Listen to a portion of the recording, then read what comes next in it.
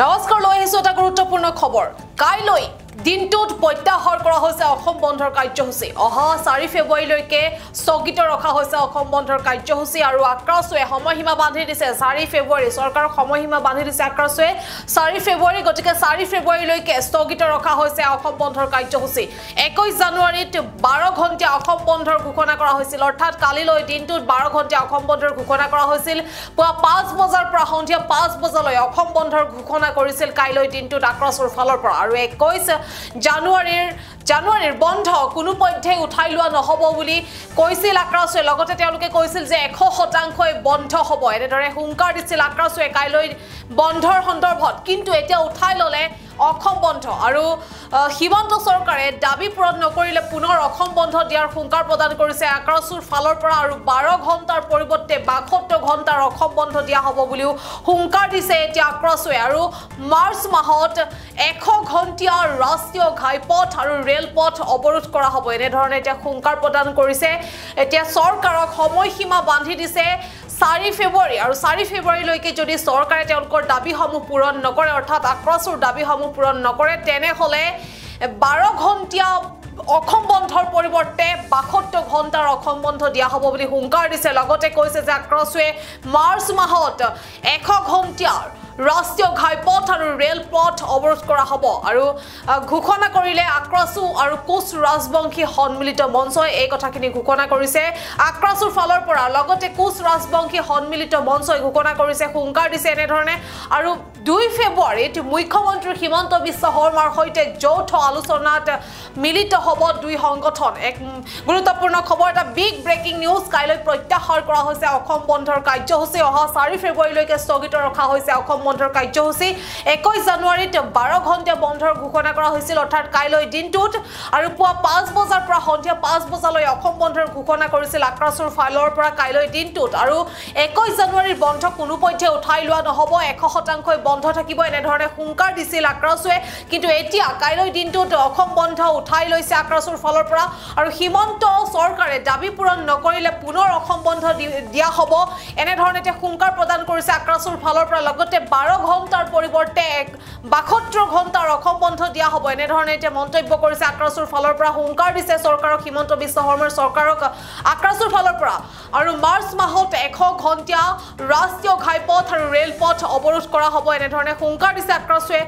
আৰু ঘোষণা কৰিছে আক্ৰাসু আৰু কোচ ৰাজবংশী সন্মিলিত মঞ্চই আৰু 2 ফেব্ৰুৱাৰীত মুখ্যমন্ত্ৰী হিমন্ত বিশ্ব শৰ্মাৰ সৈতে যৌথ আলোচনাত মিলিত হ'ব দুই সংগঠন অৰ্থাৎ আক্ৰাসু আৰু কোচ ৰাজবংশী সন্মিলিত মঞ্চই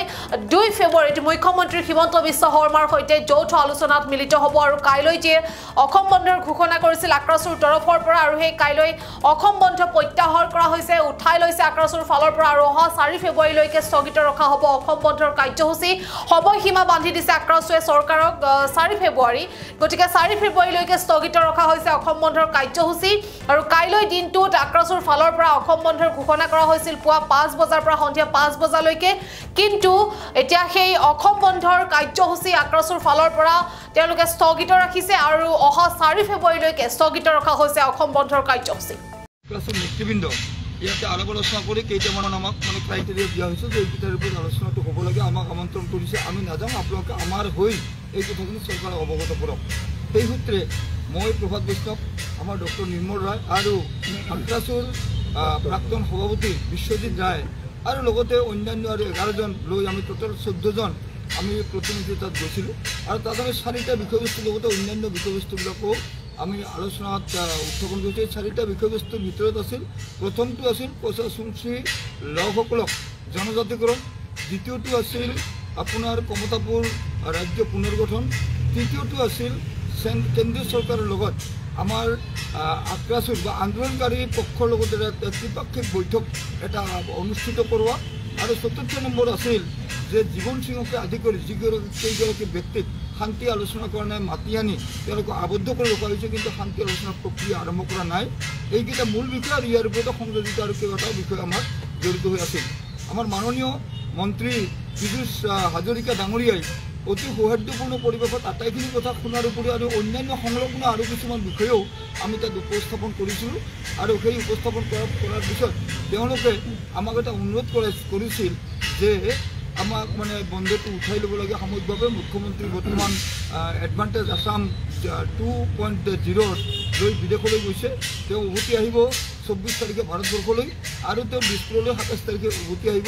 এই সমস্যাৰ ভিতৰত আৰু অন্যান্য বিষয়ৰ লগতে তেওঁ মানে অন্যান্য কথাৰ ওপৰত এটা মানে কাতৰভাৱে এটা অনুৰোধ কৰিছিল যে আপোনালোকে সদ্যহতে বন্ধটো স্থগিত ৰাখক আৰু পৰৱৰ্তী কালত আপোনালোকে ব্যৱস্থা গ্ৰহণ কৰিব পাৰিব।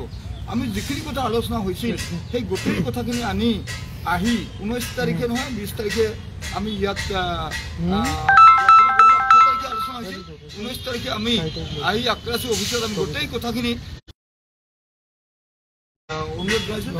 আমাৰ এটা পৰামৰ্শ আছিল যে আলোচনা যিহেতু সৌহাৰ্দ্যপূৰ্ণ হৈছে আৰু আলোচনাৰ মাধ্যমেদিয়েই যিহেতু সমস্যাৰ সমাধান হ'ব পাৰে, গতিকে চৰকাৰক বিশ্বাসত লৈ এইবাৰৰ কাৰণে অন্ততঃ কিছুদিনক লৈ আমি এই অসম বন্ধৰ দৰে যিটো কাৰ্যসূচী এইটো স্থগিত ৰাখি চৰকাৰৰ লগত সহযোগিতা আগবঢ়াই চৰকাৰে আলাপ আলোচনাৰ পৰিৱেশ সৃষ্টি কৰাৰ কাৰণে আগবাঢ়ি হোৱাৰ কাৰণে আমি এটা আমাৰ ফালৰ পৰা এটা তেওঁলোকক আবেদন কৰিছোঁ। আমাৰ এইখিনি আছিল দায়িত্বৰ কৰ্তব্য। বন্ধ যিহেতু ৰাজ্যখনত নিষিদ্ধ কৰিছে আদালতে, আপোনালোকে বন্ধৰ কাৰ্যসূচী লোৱাৰ আগত এই কথাটো বিবেচনা কৰিছিলে? হয়, আমি বিবেচনা কৰিছিলোঁ। আমি চিন্তা কৰিছিলোঁ যে আজি কৰ্মসূচী জনগোষ্ঠীৰ দীৰ্ঘদিনীয়া দাবী। আজি আক্ৰাসীয়ে 1990 চনৰ পৰাই জন্মলগ্নৰ পৰাই আন্দোলন কৰি আহিছে। আজি 3টা দশক পাৰ হৈ গ'ল। পাৰ হৈ যোৱাৰ পিছতো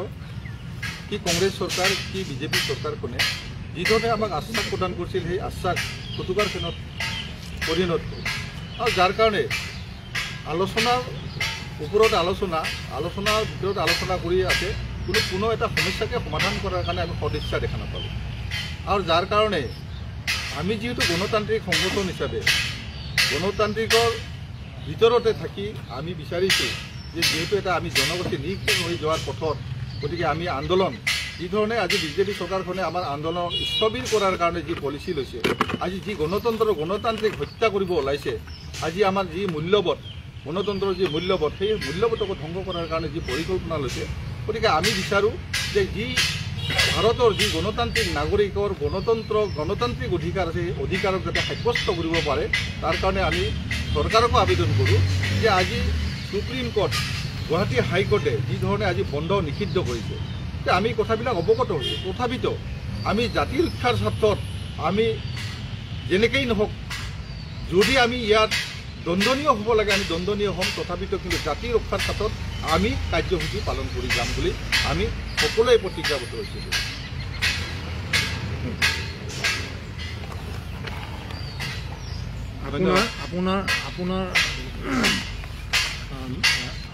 আপোনালৈ এটা জাননী প্ৰেৰণ কৰিছিলে বঙাইগাঁও থানাৰ পৰা।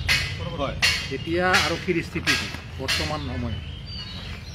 এতিয়ালৈ আমি আৰক্ষীৰ স্থিতি কি আমি এই সম্পৰ্কে আমি এতিয়ালৈ জ্ঞাত নহয়। নিশ্চয় আমাক জনাব পাৰে। আপোনালোকক বোলে বিচাৰি ফুৰিছিল? আমাক বিচাৰি ফুৰিছিল। মোৰ ঘৰত আহি বিভিন্ন মানে ধৰণৰ সোধ পোছ, মোৰ আজি ছোৱালী মেট্ৰিক কেণ্ডিডেট বহুত ডিষ্টাৰ্ব পাইছে। তথাপিতো মই যিহেতু তেওঁলোকক কৈছিলোঁ যে মোৰ ঘৰৰ লগতে অফিচটো আছে, অফিচত তেওঁলোকে আমাৰ অফিচত মানুহ থাকে, অফিচত তেওঁলোকৰ কি নটিচ দিব লগা আছে, কি পত্ৰ দিব লগা আছে তেওঁলোকে দিব পাৰে। কিন্তু তেওঁলোকে কি কাৰণত তেনেকৈ ঘৰত গৈ ডিষ্টাৰ্ব দিলে, ঘৰৰ বেৰত গৈ নটিচ মাৰি দিলে, অফিচ সন্মুখত অফিচ আছে, অফিচত মানুহ আছে, অফিচত মানুহ নিদিয়ে, কেন্দ্ৰীয় কমিটিৰ মানুহ আছিলে, জিলা কমিটিৰ মানুহ আছিলে, দুটাকৈ অফিচ, পাকিস্তান এটা, শ্বহীদ বেদীত এটা, কিন্তু বুজি নাপালোঁ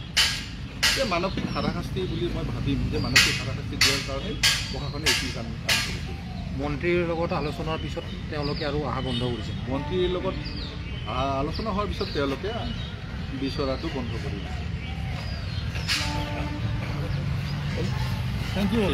ধন্যবাদ।